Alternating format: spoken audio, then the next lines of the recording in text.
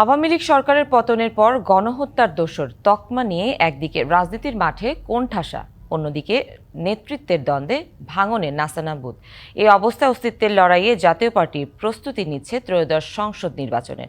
244টি আসনের প্রার্থী দিলেও এখনও টিকে আছে 200 জন। তবে শেষ পর্যন্ত ভোটের মাঠে থাকা নিয়ে সংশয় জাতীয় পার্টি নেতারা। তাদের নির্বাচনে অংশগ্রহণের সুযোগ দেওয়ার পক্ষে রাজনীতি বিশ্লেষকদের কেউ কেউ। আগের টানা 3টি বিতর্কিত জাতীয় নির্বাচনে আওয়ামী লীগের সঙ্গে ঘোষিত কিংবা অঘোষিত জোটের আসনে সমঝোতা করে ভোটে অংশ নিয়েছিল জাতীয় পার্টি। তারা কখনো ছিল সংসদের প্রধান বিরোধী দল, আবার কখনো মন্ত্রিসভায়। এমন ভূমিকার কারণে পেয়েছিল গৃহপালিত বিরোধী দলের তকমা।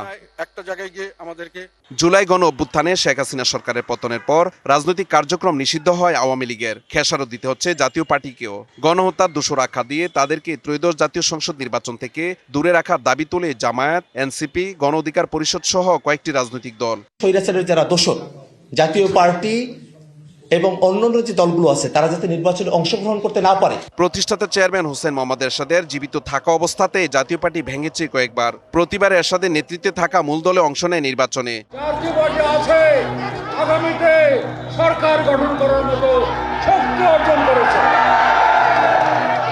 হিরন আরও মিনারেল ওয়াটার মাত্র 50 পয়সায় প্রতি লিটার। নেতৃত্বের দ্বন্দ্বে জড়িয়ে বর্তমান চেয়ারম্যান জিএম কাদেরকে বাদ দিয়ে সর্বশেষ আনিসুল ইসলাম মাহমুদ ও রুহুল আমিন হাওলাদারের নেতৃত্বে সিনিয়র নেতারা আলাদাভাবে সম্মেলন করে নিবন্ধিত অনিবন্ধিত মিলিয়ে 18টি দল নিয়ে গঠন করা হয় নির্বাচনী জোট এনডিএফ। তবে তাদের লাঙ্গলে নির্বাচনে অংশগ্রহণ করার সুযোগ নেই, কারণ জিএম কাদের নেতৃত্বাধীন জাপার এই প্রতীক নিবন্ধিত। রাজনীতির জমিন ফিরে পাওয়ার পর নির্বাচন নিয়ে অনিশ্চয়তার মধ্যে 244টি আসনে প্রার্থী দিয়েছে জাতীয় পার্টি। তবে হলফনামায় তথ্যের গরমিলের মনোনয়ন বাতিল হয়ে যায় 44 জনের। পার্টি হয়তো আবারও গৌরব ফেরত পাবে। দলের নেতারা বলছেন, অস্তিত্ব রক্ষার লড়াইয়ে নির্বাচনে অংশ নিচ্ছে জাতীয় পার্টি।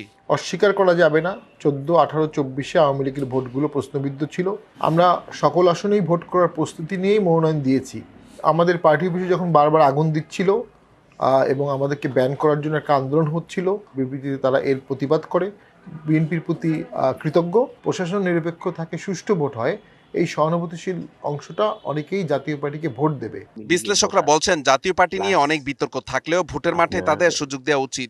জাতীয় পার্টির ভোট তারা নির্বাচনে না আসে, সেটাই নির্বাচনের বিউটিটাকে নষ্ট করতে পারে আর কি। এর ক্ষেত্রে যদি তাদের ভোট দেওয়ার সুযোগটা তাদের ফ্রিলি করে দেওয়া হয়, তাহলে আমি মনে করি যে নির্বাচনটা ভালো হবে। বিএনপি, জামায়াত সহ বর্তমান নির্বাচন কমিশনে নিবন্ধিত দল 59টি।